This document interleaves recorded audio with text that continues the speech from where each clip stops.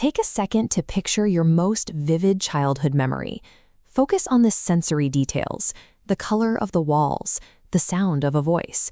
We rely on those details because they feel like absolute truth. But statistically, there is a high probability that the memory you just recalled never actually happened.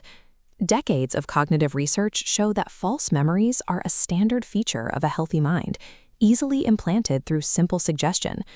In one study, researchers showed subjects a manipulated photograph of themselves taking a childhood hot air balloon ride. Even though they had never been in one, many began to recount the trip in detail. In another test, scientists convinced adults they had been lost in a crowded shopping mall as children, using nothing more than a few minor verbal suggestions provided by their parents. These subjects didn't just agree with the prompt.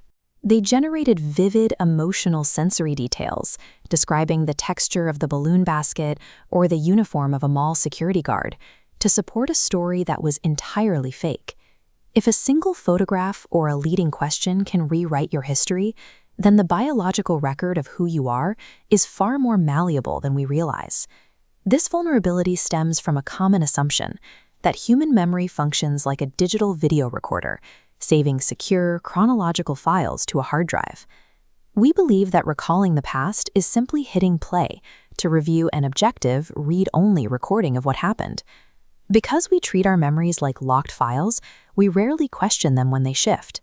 That misplaced confidence is what makes our minds so susceptible to suggestion. The DVR concept isn't just a scientific misunderstanding, it's an illusion that masks a major cognitive vulnerability.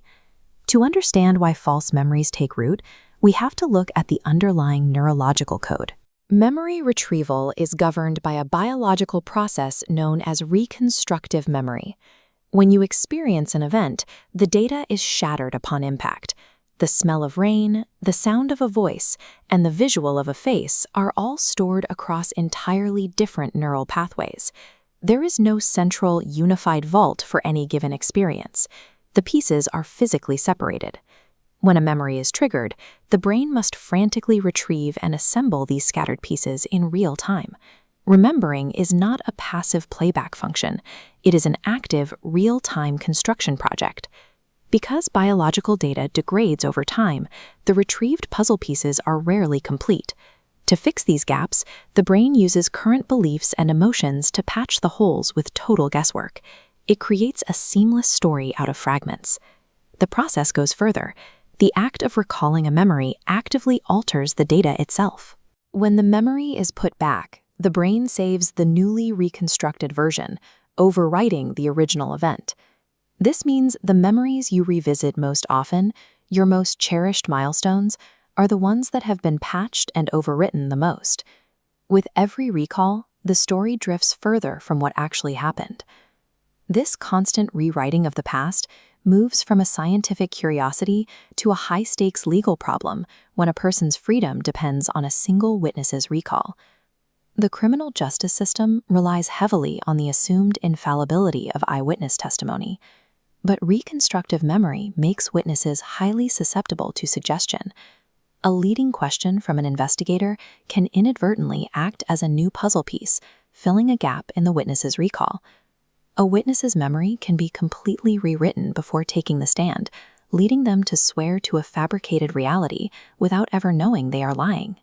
Because human memory is biologically fragile and easily hacked, it cannot be treated as forensic evidence, a reality that casts doubt on countless historical verdicts.